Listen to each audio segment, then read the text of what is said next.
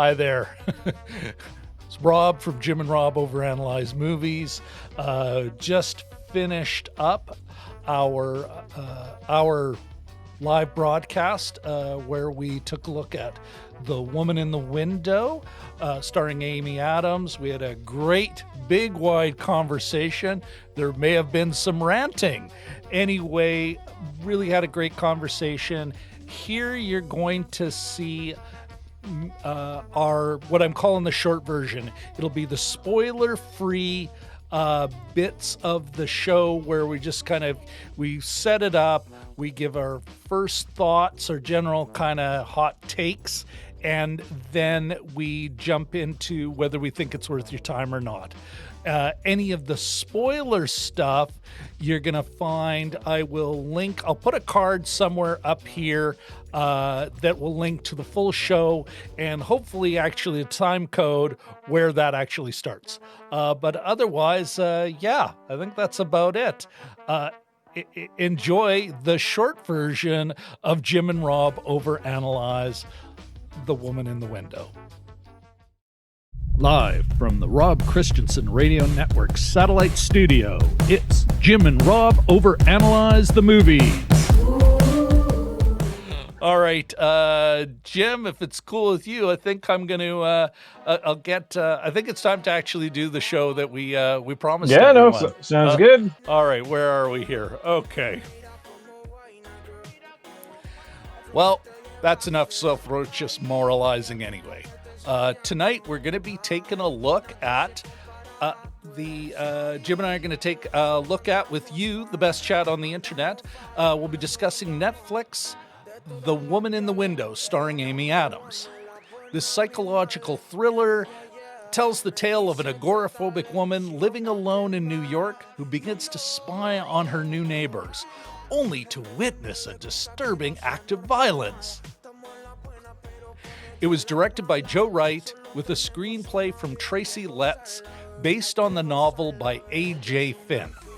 The film also has a stellar supporting cast, including Jennifer Jason Leigh, Gary Oldman, Anthony Mackie, and Julianne Moore. Now, let's get into the ingredients, the ideological ingredients of this show. First of all, will it earn a reframe stamp? I don't believe it will. So that's a big X for that one. Was it union made? Yes, it was. What about the Bechdel test? Absolutely. Yeah, there's a couple of scenes, but one key one that definitely shows that that definitely has two main characters, and they have a real conversation. It really is one of the highlights of the flick. And then last but certainly not least, is there class consciousness? Well, let's see. When they're talking about their respective brownstone homes, one going for $5.5 million and the other one looking just as nice, I think we can be confident in saying no. That is not the movie you're looking for. All right, with that out of the way, Jim, my friend, what are your first thoughts? My first thoughts too. I also wrote a few thoughts down, so I'll just quickly read as if I'm trying not to read. So, first impressions. Look at us getting fancy. Yeah, no kidding. Preparing, research, what? So, I didn't know tons about this before going in, which is sort of our little bit of our mode, right? And I didn't do any research, didn't read any reviews because I didn't want them to color what I thought of it. So, wading into this, I was surprised. It was quite a star-studded vehicle. At first, I thought I had a kind of a line on it. I wasn't sure when it was filmed. So at first I thought it might be a kind of a Knives Out kind of thing, like this really thick mystery with a big cast, most of them names. But I realized it was shot a little bit, probably at the same time Knives Out was shot, actually. This is a movie that's been sort of in its film canister for about 2 or 3 years. And then I was totally sure I read a COVID vibe in this. of course, it was filmed way before COVID, so I was wrong on both counts. The other question I have is more rhetorical. When a movie pays tribute to older movies, should we just watch the older movies instead? I don't know. Otherwise, there was a hot take. Thank you. I haven't had one in a while. So it's a little bit of a setup, a little bit of a puzzle movie. There's there may or may not be an unreliable narrator. I don't think we're in the no spoiler zone yet, or in the spoiler zone yet.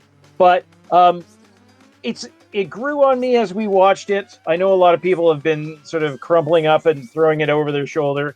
But if anything, I think it's a little more overbaked than it needs to be. A little bit of style over substance. Except for Amy Adams' collection of moo-moos. But other than that, I don't even know if it's technically a moo-moo. Carl and I were arguing about that last night. It's a nightgown. No, it's a moo-moo. Anyway. So yeah. They were all nightgowns, I think. Yes. I think and so, maybe too. one pregnancy dress. Oh, yeah. Yeah, that's a good point. So, yeah, I thought it was okay. I wasn't bored at any point. There's things that I would have done differently, but it was apparently quite a route to get to our eyeballs, and we can talk about that more later. Did I like it? Yeah, I liked it. If you had a chance to watch Rear Window or this, yeah. Hold on that. We're about to get Sure. into I'll give you my thoughts on it, a little more condensed, although there's a fair bit of overlap there.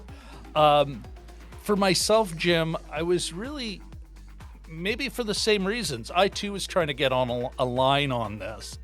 And it's like, okay, is this mystery thriller a la Rear Window, which it overtly and, like consciously and subconsciously, or it refers to, where it's a trapped neighbor who is trying to solve a crime that they think has happened, or is it a witness to a crime that is on the run? Because those are two different movies.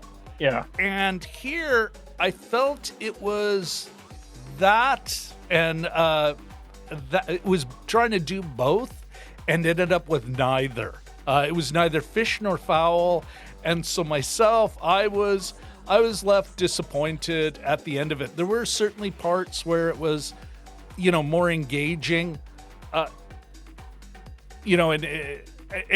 any of the superlatives I have for it, and there are a few. I'll wait until we're talking about the craft of the film, but yeah, otherwise I was left wanting at the end of it. I was like, kind of, well, who would I recommend this to? Which I guess really kind of leads us to, what do you think? So worth your time, Jim.